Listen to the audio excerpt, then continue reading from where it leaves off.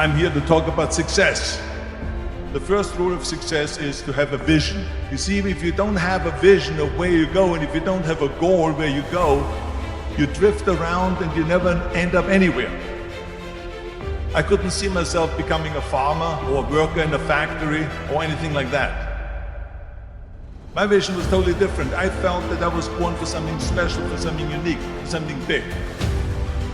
I saw a bodybuilding magazine that had Reg Park on the cover.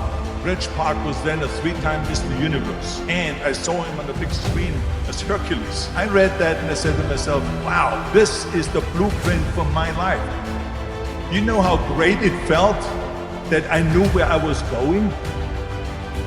Imagine the majority of people don't know where they're going. I knew where I was going. I'm going to become this bodybuilding champion just like him. I was so relieved because when you have a goal, when you have a vision, everything becomes easy. People always ask me, they say, why is it that you're working out so hard, 5 hours a day, 6 hours a day, and you have always a smile on your face? Because to me, I'm shooting for a goal. Every rep that I do gets me closer to accomplishing that goal, to make this goal, this vision turn into reality. Every single set that I do, every repetition, every weight that I lift will get me a step closer to turn this goal into reality. I couldn't wait to do another 500-pound squat. I couldn't wait to do another 500-pound bench press. I couldn't wait to do another 2,000 reps of sit-ups. I couldn't wait for the next exercise. At the age of 20, I went to London and I won the Mr. Universe contest as the youngest Mr. Universe ever. And it was because I had a goal. Visualizing your goal and going after it makes it fun.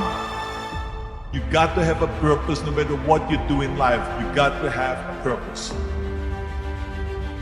74% hate their job in America. Now, there's not much different when you come to Europe. The majority of people don't like what they're doing because they're really not doing it because they didn't have a goal and they followed this goal. They just aimlessly drift around and then all of a sudden there's a job opening, so they get that job because you have to work. But then when you work, it's a chore. It's not fun. So if you think about only a quarter of the people really enjoy what they're doing, that is unbelievable if you think about it. I knew what I was doing.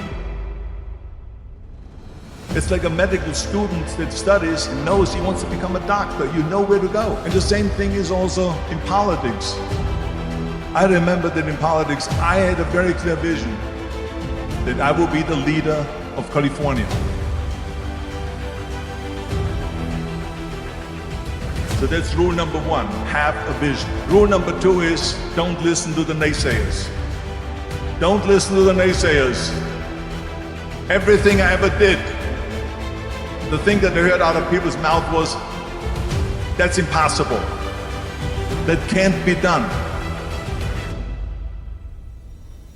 So whenever someone said to me, it can't be done, I heard, it can be done. When they said no, I heard yes. When they said it's impossible, I heard it is possible. Everything is always impossible until someone does it. Well, I'm going to be the one, I said to myself, I'm going to do it and I'm going to show it to them. Maybe it has never been done before. That's perfectly fine with me, but I'm going to do it. And I did not listen to the naysayers. It's all about the hard work that you put in. I said to myself, in bodybuilding, I work out 5-6 hours a day. I'm going to do the same thing now for acting. I studied accent removal, acting classes, all day long. I worked and I worked and I worked. And after I did Conan the Barbarian, the director at the press conference said to the press, if we wouldn't have had Arnold, we would have had to build one. So all of a sudden, my body became an asset, not a liability. And the same thing was with Terminator. After we were finished filming Terminator, Jim Cameron said to the press, if Arnold wouldn't have had that accent and talked like a machine, I think the movie wouldn't have worked. So think about that.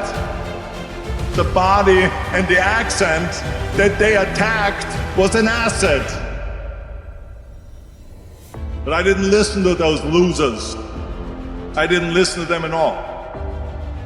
This is just the reality of it, is that you cannot listen to the naysayers.